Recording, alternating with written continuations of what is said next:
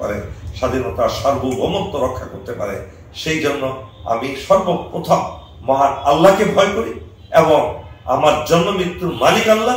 আমি প্রস্তুত ছিলাম আমার জীবনকে দেশের জন্য, দেশের মানুষের জন্য উৎসর্গ করার জন্য। এবং তাই আমি সেই প্রথম দিন থেকে এই ফ্যাসিস্ট সরকারের অনৈতিকভাবে যখন ক্ষমতা আসলো সেদিন থেকে বিডিআর হত্যাকাণ্ডে 57 জন অফিসারকে নির্মমভাবে যে হত্যাকাণ্ড করেছে সেখানে আমারও থাকার কথা ছিল। আল্লাহ আমাকে বাঁচিয়ে দিয়েছেন। আমি তো সেখানেই মরে যেতাম যদি আমার পোস্টিং অর্ডার ক্যান্সেল না হতো। আমি ওই ভেবে যে আল্লাহ রাব্বুল আলামিন তুমি আমাকে বিডিআর এর পোস্টিং অর্ডার ক্যান্সেল বাঁচিয়ে রেখেছো, এই বাঁচিয়ে রাখার ফলে আমার দায়িত্ব আরো বহুগুণে বেড়ে গেছে সে অন্যায়ের প্রতিবাদ করা। আমার নাম আব্দুল হক, সত্যের গোলাম অর্থাৎ আল্লাহর গোলাম। সে আল্লাহর গোলাম হিসেবে আল্লাহকে হাজির নাজির জেনে তাকে ভয় করতাম এবং ফ্যাসিস্ট হাসিনার পতন না হওয়া পর্যন্ত আমাকে কেউ থামাতে পারতো না। সেটি ছিল আমার উৎসব।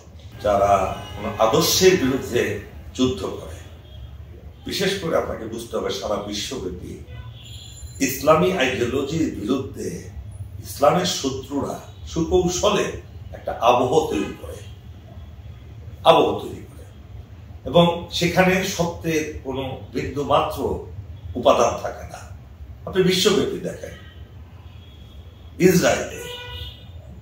ইসরায়েল যে অত্যাচার করছে প্যালেস্টাইনিদের উপরে, যার দেশ, যার মাটি, যার জন্মভূমি, তাদেরকে উচ্ছেদ করে তারা সেখানে রাজত্ব কায়েম করতে চায়। কি বলে? মিথ্যা গল্প তৈরি করে তাদের বাইবেলে, তাদের ধর্মপুস্তকে লেখা আছে অন্য মুসলমানদেরকে হত্যা করা যায় আছে এবং তারা সেই হত্যা করতে গিয়ে তাদেরকে টেরোরিস্ট আখ্যা দিল। তাদের দোসররা আমেরিকা থেকে শুরু করে সকল পশ্চিমা বিশ্ব fight against war against terror, মনে আছে, বুশ শুরু করলো।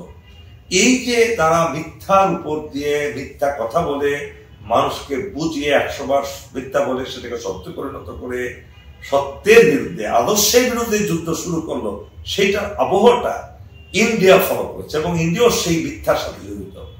ইন্ডিয়া আপনাদের বুঝতে হবে, যারা আপনার ইয়াং জেনারেশন আছেন, ইন্ডিয়া এই দেশটাকে কখনো স্বীকৃতি দেয়নি মনের প্রাণে। যা দিয়েছে এটা একটা অফিসিয়াল ডেকোরাম মাত্র। তারা কিন্তু এই দেশের অস্তিত্ব স্বীকার করে না। কিভাবে করে না বলেন তো? উদাহরণ কি? উদাহরণ হলো এই দেশের জন্মের আগেও দেশের মানুষের বিরুদ্ধে তারা জমিদারি প্রথা দিয়ে দেশের মানুষকে তার দাসে পরিণত করে রেখেছিল। 47 সালের আগে মানুষকে এই দেশের মুসলমানদের কোন লেখাপড়া করতে দিত না, সন্তানদেরকে স্কুল কলেজে যেতে দিত না। এবং আপনি যদি এখনো খোঁজ খবর নিয়ে দেখেন, বাংলাদেশ বা তৎকালীন পাকিস্তান কিংবা এর পূর্বে বাংলা, কোন স্কুল, সব স্কুল কলেজ ছিল তাদের ধর্মীয় দেবতার নামে, তাদের ধর্মীয় নামগুলো ধর্মীয় মানুষের নামে ছিল। সেখানে মুসলমানদের কোনো লেখাপড়া করার কোনো অধিকার ছিল না। সেই ইন্ডিয়া দেশ স্বাধীন হওয়ার পরে তারা কিন্তু কিভাবে এই দেশটাকে চিরতর দখল করবে সেই পরিকল্পনা তারা করছে এবং সেই পরিকল্পনা বাস্তবায়ন করতে গেলে দুটো জিনিস তাদের প্রধান শত্রু। দুটো জিনিসকে কাবু করতে পারলে তারা এই দেশটাকে ধ্বংস করতে পারে, দখল করে নিতে পারে। একটা হলো ইসলামী আদর্শ। এটা বুঝতে হবে মানুষকে। আপনি ইসলাম অনুসরণ করেন আর না করেন, আপনি ভালো মুসলমান হন আর না হন, কিন্তু এই আদর্শটা এমন একটা শক্তি যে শক্তির মাধ্যমে যে কোনো মানুষকে স্পিরিটেড করে এবং একটা মানুষকে মনের দিক থেকে খুব শক্তিশালী করে ফেলে। একইভাবে তারা দ্বিতীয় টার্গেট হলো এই দেশের সেনাবাহিনী, শক্তিশালী সেনাবাহিনী।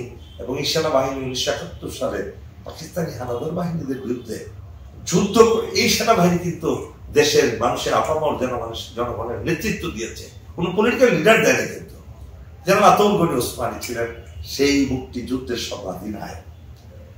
স্বাধীনতার পরে তারা স্বাধীনতার যুদ্ধ শুরু হওয়ার আগে ইন্ডিয়া কল্পনাও করেনি যেরকম মিলিটারি, বাংলাদেশি মিলিটারিরা এই পাকিস্তানি হানাদার বাহিনীকে পরাস্ত করবে, এটা তাদের কল্পনায় ছিল না। কারণ তারা জানতো যে এই পাকিস্তান আর্মিতে বাঙালি যারা আছে তারা যুদ্ধ করবে না, কেন তারা শপথ নিয়েছে পাকিস্তান সংবিধান রক্ষা করার জন্য। কিন্তু আল্লাহর কি রহমত, জেনারেল ওসমানীর নেতৃত্বে জেনারেল জিয়াউর রহমান থেকে শুরু করে মেজর জলিল, মেজর খালেদ মোশাররফ থেকে শুরু করে 17 জন সেক্টর কমান্ডার এবং কর্নেল রব, এয়ার ভাইস মার্শাল যারা ছিলেন সিনিয়র অফিসার, তারা কিন্তু যুদ্ধ করে এই দেশটাকে স্বাধীন করেছে। স্বাধীনতার পর এই দেশ ছেড়ে যেতে চাইতো না।